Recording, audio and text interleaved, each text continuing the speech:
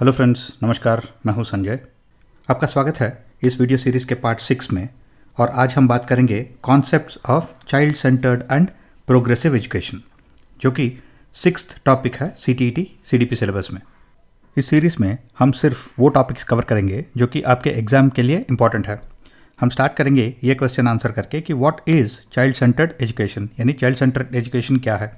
फिर हम देखते हैं कि contextual learning, meaningful learning, rote learning, authentic task, progressive education, ये सारे जो टर्म्स है ये आखिर क्या है। फिर हम देखते हैं कुछ प्रोग्रेसिव एजुकेशन के टाइप्स को, और हम प्रोग्रेसिव एजुकेशन के कुछ थियरीज़ के बारे में भी बात करेंगे। और फिर देखेंगे कि NEP नेशनल एजुकेशन पॉलिसी और national curriculum framework progressive classrooms के बारे में क्या बोलते हैं। और इस वीडियो को कंक्लूड करेंगे हम कुछ सैम्पल क्वेश्चंस के साथ। तो चलिए शुरू करते हैं। अगर हम कोई भी क्लासरूम को देखते हैं तो वहाँ पे जो टीचिंग लर्निंग प्रोसेस हो रहा है, या तो वो टीचर सेंट्रिक हो सकता है, सब्जेक्ट सेंट्रिक हो सकता है, या फिर चाइल्ड सेंट्रिक हो सकता है। टीचर सेंट्रिक वो है जहाँ पे टीचर को सबसे ज़्यादा इंपॉर्टेंस दिया जाता है, क्योंकि यहाँ पे टीचर डिसाइड करता है कि क्या सिखाना है, किस तरह से सिखाना है, कब सिखाना है। तो सब कुछ जो है वो टीचर के कंफर्ट के हिसाब से होता है। सब्जेक्ट सेंट्रिक वो होता है जहाँ पे सब्जेक्ट को सबसे ज़्यादा इंपॉर्टेंस दिया जाता है, क्योंकि सबसे इंपॉर्टेंट एस्पेक्ट यहाँ पे है कि सिलेबस कंप्लीट करना है, वो भी जितना टाइम दिया गया है उसके लिए, और जिस तरह से टेक्स्ट बुक में प्रिस्क्राइब किया गया है उसी तरह से। और चाइल्ड सेंट्रिक वो होता है जहाँ पे बच्चे को सबसे ज़्यादा इंपॉर्टेंस दिया जाता है। अगर टीचर को अपना टीचिंग स्टाइल चेंज करना पड़े तो ठीक है, अगर सिलेबस कंप्लीट नहीं हुआ तो भी ठीक है। यहाँ पे मोस्ट इंपॉर्टेंट फैक्टर है कि जो भी क्लास में सिखाया जा रहा है वो बच्चे के समझ में आना चाहिए। The child should understand what is being taught. तो अगर हमारा ऑब्जेक्टिव ये है कि क्लास में जो सिखाया जा रहा है वो बच्चे के समझ में आए, तो ये अचीव करने का जो बेस्ट मेथड है वो है लर्निंग बाय डूइंग। क्योंकि जब हम सुनते हैं तो हम जल्दी उसे भूल जाते हैं, जब हम कुछ देखते हैं तो वो ज़्यादा देर तक हम याद रखते हैं, और अगर हम कुछ करते हैं तो वो एक्चुअली हमारे समझ में आता है। तो अगर हम चाइल्ड सेंट्रिक क्लासरूम की बात कर रहे हैं तो कुछ कीवर्ड्स आपको क्वेश्चन में यूजुअली देखने को मिलेंगे, जैसे कि hands on, experiential learning, collaborative learning, या फिर प्रोजेक्ट बेस्ड लर्निंग। तो जब हम एक चाइल्ड सेंट्रिक क्लासरूम या फिर एक child centric teaching and learning process को डिज़ाइन कर रहे हैं तो सारे जो फैक्टर्स हैं वो बच्चे पे फोकस रहते हैं, जैसे कि teacher, curriculum, projects and activities, community, family, location and timings, facilities. इन सब का जो मेन एम है वो ये है कि क्लास में जो सिखाया जा रहा है वो एक्चुअली बच्चे के समझ में आए, और बच्चा भी यहाँ पे सिर्फ पैसिवली बैठ के नॉलेज को अब्जॉर्ब नहीं कर रहा है, वो ये टीचिंग एंड लर्निंग प्रोसेस में एक्टिवली पार्टिसिपेट कर रहा है। और करिकुलम और प्रोजेक्ट्स एंड एक्टिविटीज़ जो है वो भी इस तरह से डिज़ाइन किया जाते हैं कि लर्निंग बाय डूइंग, यानी हैंड्स ऑन लर्निंग जो है उसको मैक्सिमाइज किया जाए। तो अगर हमें समराइज़ करना है कि ये चाइल्ड सेंट्रिक क्लासरूम या फिर चाइल्ड सेंटर्ड एजुकेशन क्या है, तो बच्चा जो है वो इसका मेन फोकस पॉइंट है, और बच्चे के नीड्स जो है वो प्राइमरी है इस सारे टीचिंग और लर्निंग प्रोसेस में। और टीचर और चिल्ड्रन दोनों एक्टिव पार्टिसिपेंट्स हैं। ऐसा नहीं कि सिर्फ एक जगह पे खड़े होकर टीचर लेक्चर दे रहा है और बच्चे पैसिवली बैठ के सुन रहे हैं। यहाँ पे both of them, teacher and children, actively participate करते हैं टीचिंग एंड लर्निंग में। और लर्निंग जो है वो एक एंगेजिंग, हैंड्स ऑन, एक्सपीरियंशियल और फन एक्टिविटी होना चाहिए, राइट। और ये एवरी चाइल्ड इज़ डिफरेंट, ये एक बहुत ही इंपॉर्टेंट फैक्टर है, क्योंकि अगर हम सिर्फ एक ही फार्मूला यूज़ करते हैं और एक्सपेक्ट करते हैं कि सारे बच्चे एक ही तरह से सीख लेते हैं तो वो नहीं होता। तो एवरी चाइल्ड इज़ डिफरेंट जो है वो ध्यान में रखना चाहिए सबको, टीचर को, और जो भी करिकुलम को डिज़ाइन कर रहा है, जो भी एक्टिविटीज़ को डिज़ाइन कर रहा है, सारे लोग जो टीचिंग एंड लर्निंग प्रोसेस में इन्वॉल्व है उन लोगों को ये स्टेटमेंट जो है वो याद रहना चाहिए। और learning is a social activity, बहुत सारा कोलैबोरेशन होना चाहिए क्लासरूम के अंदर और बाहर भी, और focus relevant and contextual learning पे होना चाहिए। और फोकस सिर्फ इस बात पे नहीं कि जो टेक्स्ट बुक में दिया गया है या फिर सिलेबस में दिया गया है उसे कवर करे, बल्कि बच्चे के सोशल, इमोशनल, फिजिकल, लिंग्विस्टिक और इंटेलेक्चुअल डेवलपमेंट को भी इक्वल इंपॉर्टेंस दिया जाता है चाइल्ड सेंट्रिक एजुकेशन में। कॉन्टेक्सचुअल लर्निंग, ये फ्रेज हम बहुत ही फ्रीक्वेंटली यूज़ करते हैं CDP सिलेबस में। तो ये कॉन्टेक्सचुअल लर्निंग आखिर है क्या? वेल, जो लर्निंग बच्चे के एक्चुअल लाइफ में रिलेवेंट हो वो कॉन्टेक्सचुअल लर्निंग होता है। कॉन्टेक्सचुअल लर्निंग में जो इन्फॉर्मेशन टीचर दे रहे हैं उससे बच्चे कनेक्ट कर पाते हैं, और बच्चे जो है उसको यूज़फुल नॉलेज में कन्वर्ट कर पाते हैं, उससे लेके मीनिंग कंस्ट्रक्ट कर पाते हैं, क्योंकि वो अपने खुद के एक्सपीरियंसेस को यूज़ कर रहे हैं। अगर मैं क्लास में फ्रूट्स के बारे में बात कर रहा हूँ और बोलता हूँ कि बच्चों को फ्रूट्स रेगुलरली खाना चाहिए और मैं ये फ़ोटो दिखाता हूँ, तो कितने बच्चे होंगे क्लास में जो इस फ्रूट को आइडेंटिफाई कर पाएंगे? क्योंकि ये ड्रैगन फ्रूट है जो कि बहुत ही रेयर है इंडिया में, तो ये कॉन्टेक्चुअल नहीं है।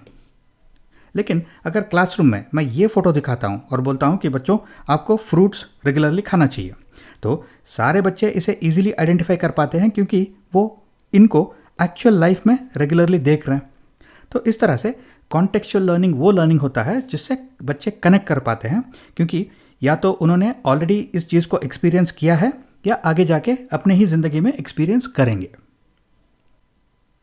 अब हम समझेंगे कि ये मीनिंगफुल लर्निंग और रोट लर्निंग के बीच में क्या डिफरेंस है। अगर हम ग्रेड 3 और 4 में बच्चों को ट्रायंगल्स के बारे में सिखाते हैं और ज्योग्राफी में उनको पिरामिड्स के बारे में सिखाते हैं जो कि इजिप्ट में है, और उन्हें मालूम है कि ट्रायंगल्स क्या होते हैं और उन्हें यह भी मालूम है कि पिरामिड का एक फेस जो है वो एक ट्रायंगल होता है।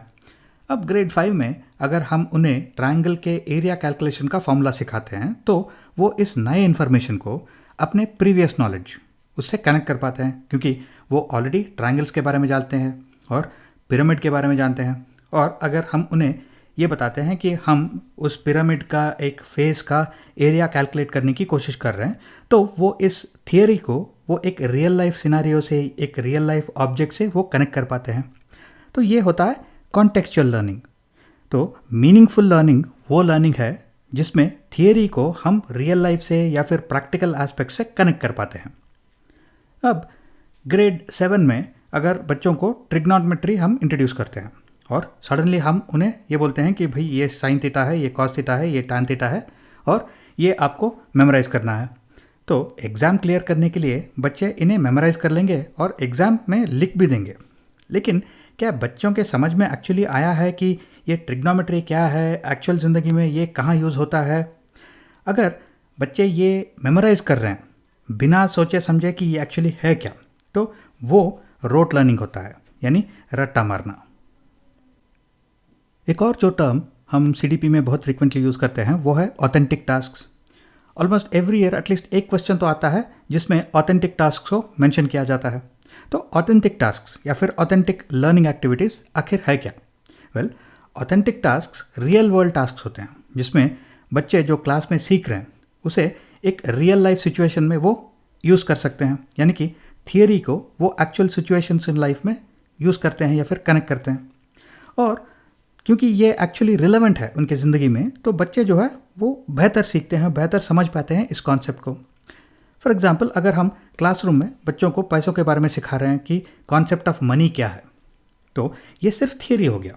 लेकिन वो क्लास ख़त्म होने के बाद अगर पेरेंट्स बच्चों को कुछ पैसे देते हैं और बोलते हैं कि जाके बैलून लेके आओ, तो बच्चा जो है वो नज़दीक वाले एक शॉप में जाता है और वो पैसे यूज़ करता है और वो बैलून खरीद पाता है।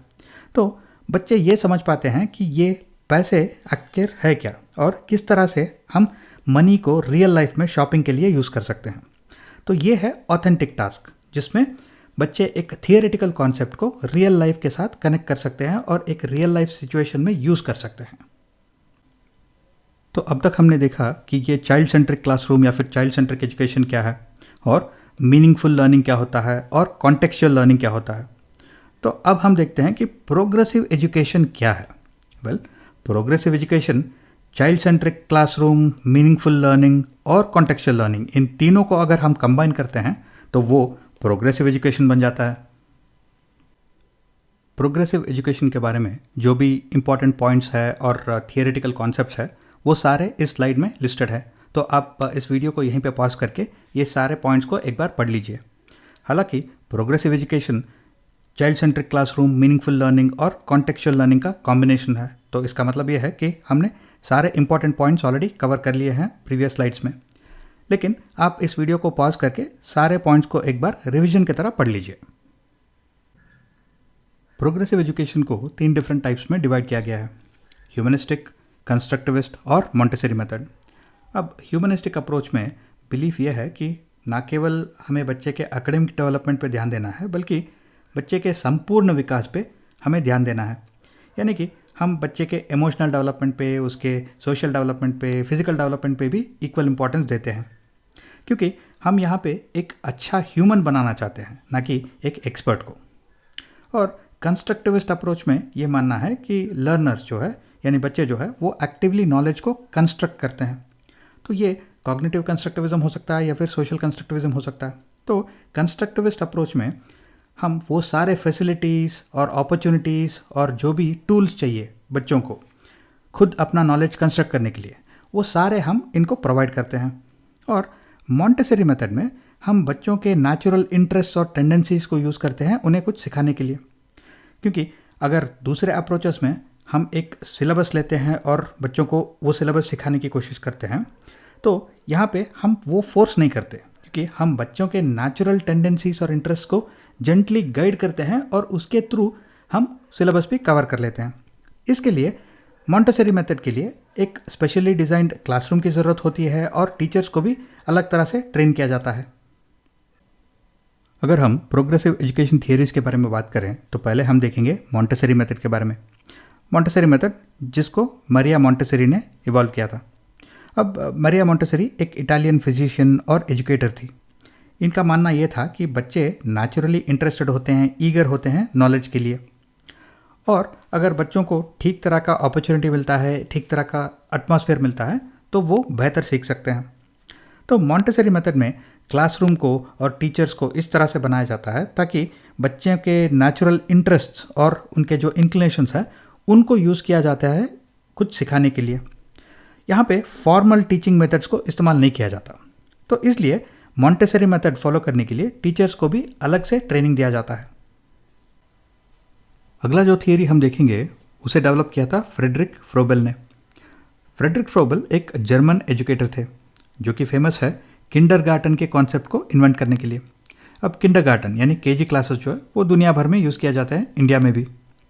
और फ्रोबेल के थियरी में प्ले और सेल्फ एक्टिविटी को बहुत ज़्यादा इंपॉर्टेंस दिया गया है, क्योंकि इनका मानना था कि जब बच्चे खेलते हैं तो वो एक्टिवली उनके अंडरस्टैंडिंग को कंस्ट्रक्ट कर पाते हैं, जो भी उन्होंने अपने दुनिया में देखा हुआ है, जो भी थियरी उन्होंने सीखे हैं।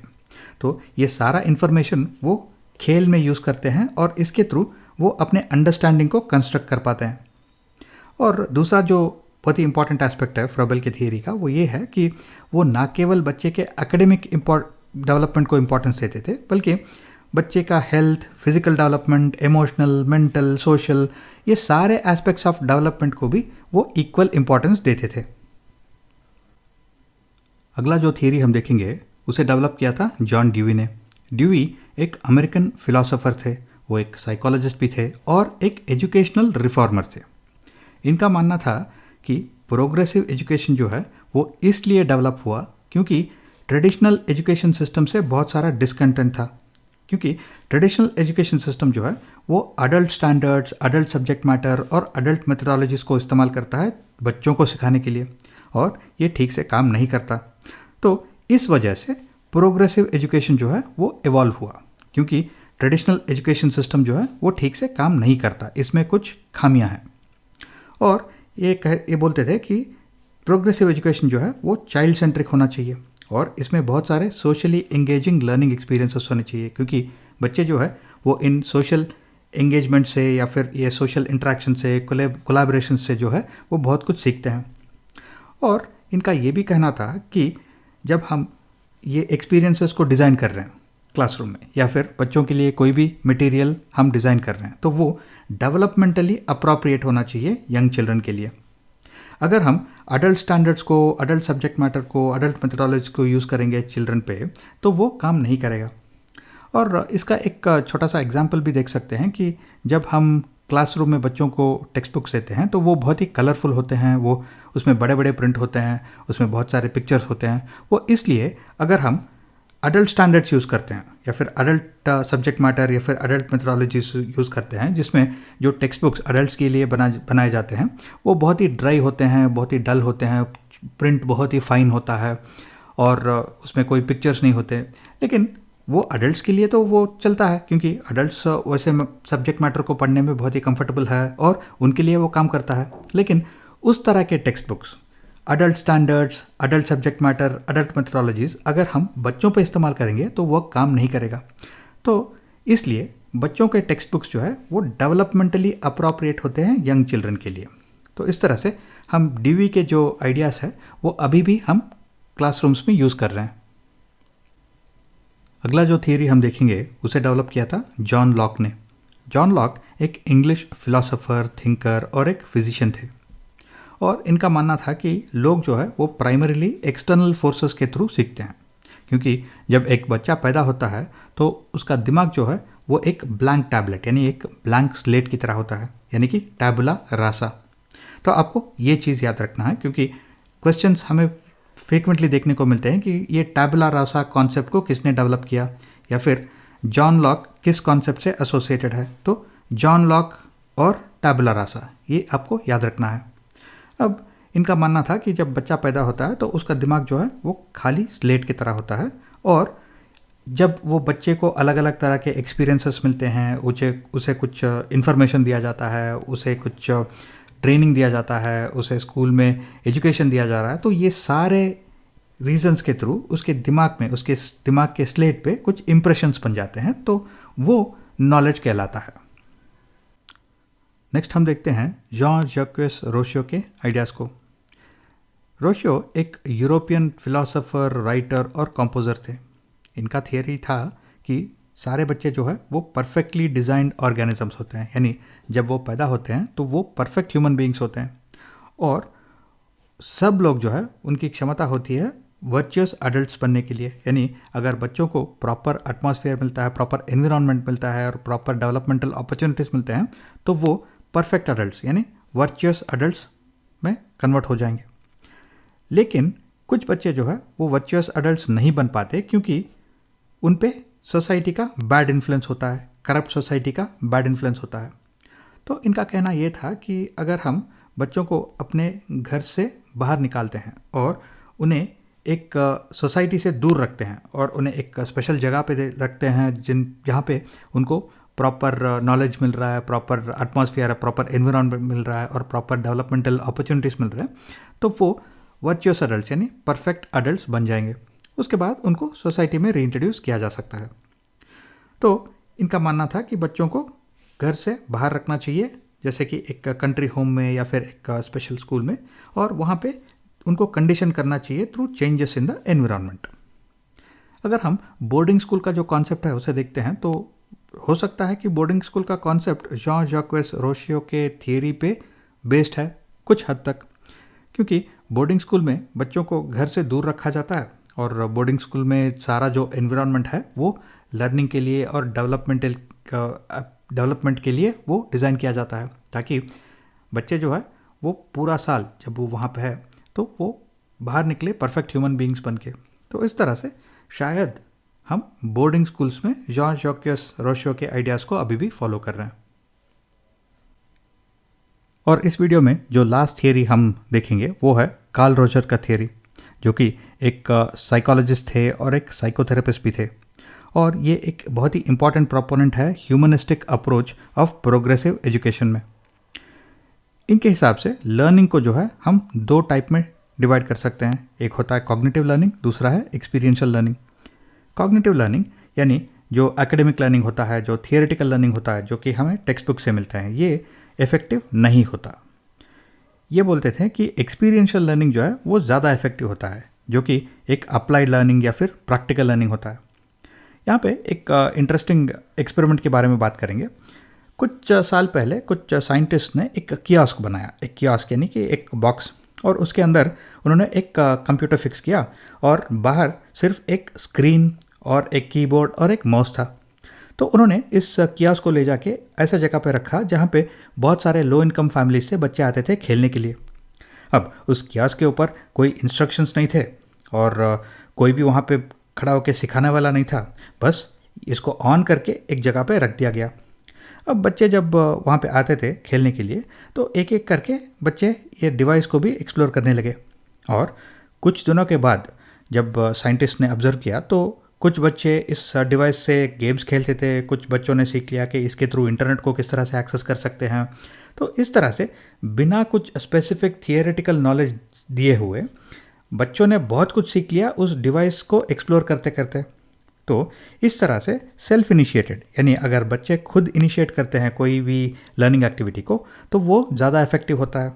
और क्योंकि बच्चों का इसमें पर्सनल इन्वॉल्वमेंट है, बच्चे यहाँ पे सिर्फ पैसिवली एक जगह पे बैठ के कुछ लेक्चर नहीं सुन रहे हैं, यहाँ पे बच्चे एक्टिवली इन्वॉल्व है इस टीचिंग लर्निंग प्रोसेस में। तो अगर बच्चों का पर्सनल इन्वॉल्वमेंट है कोई भी टीचिंग एंड लर्निंग प्रोसेस में, वो ज़्यादा इफेक्टिव होता है।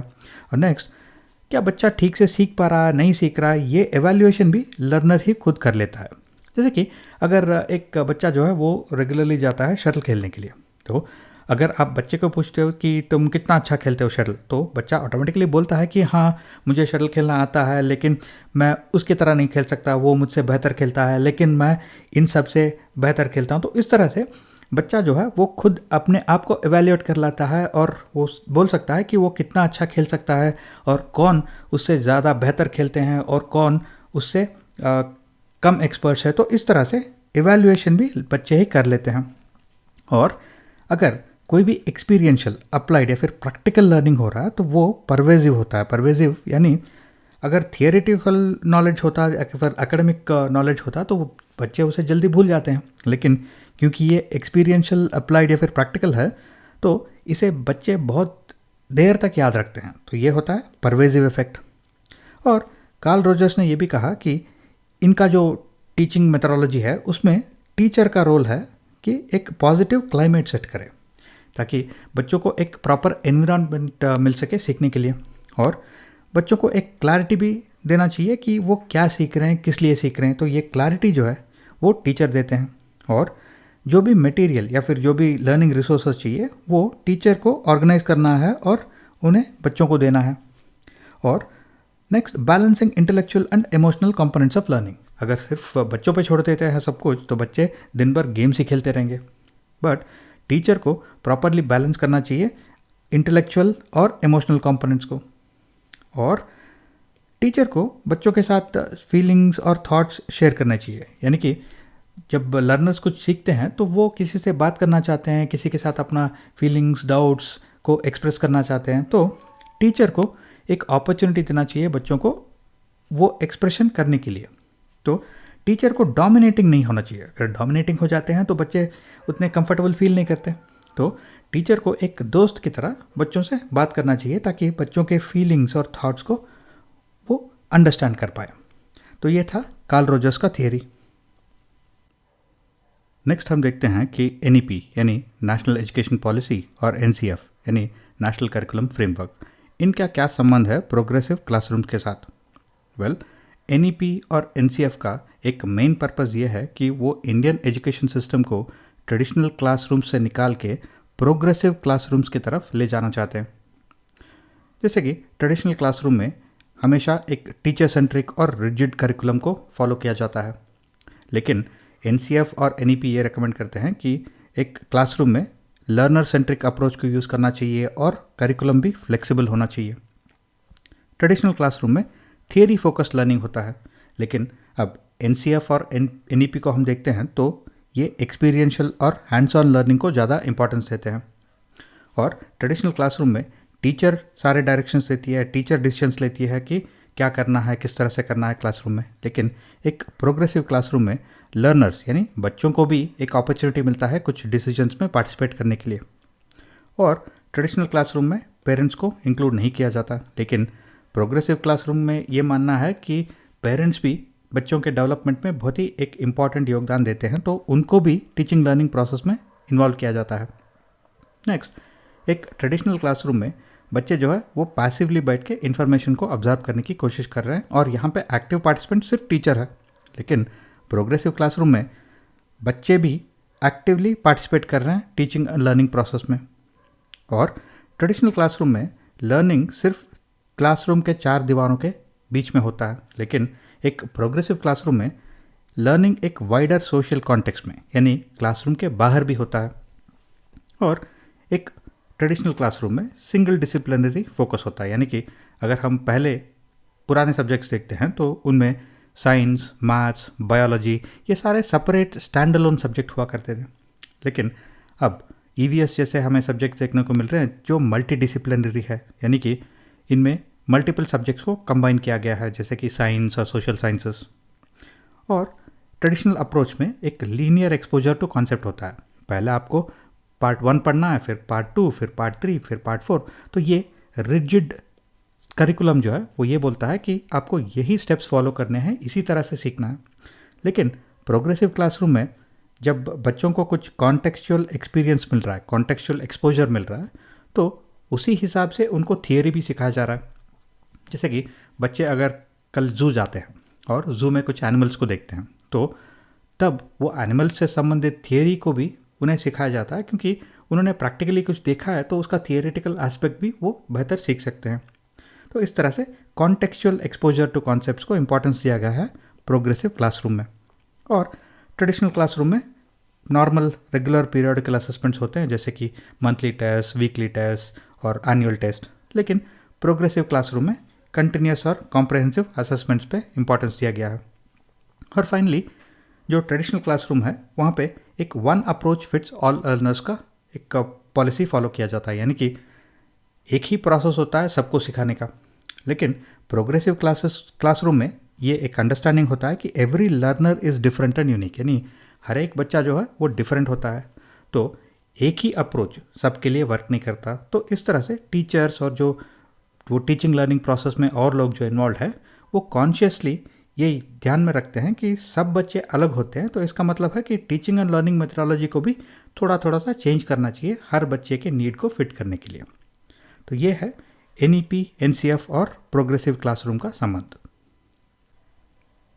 अब हम सॉल्व करेंगे पुराने क्वेश्चन पेपर से कुछ सैम्पल क्वेश्चंस को। पहला है, which of the following is not a feature of child centred education, यानी इनमें से कौन सा जो है वो चाइल्ड सेंटर्ड एजुकेशन का फीचर नहीं है।